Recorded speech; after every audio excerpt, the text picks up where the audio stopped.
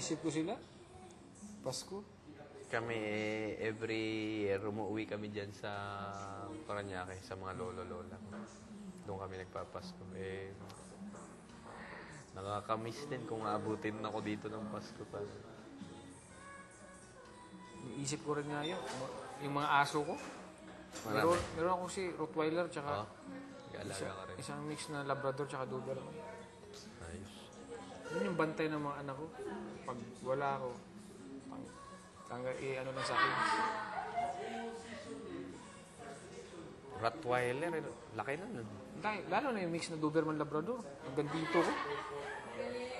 Tapos sinasakyan ng 6 years old ko. Nung 3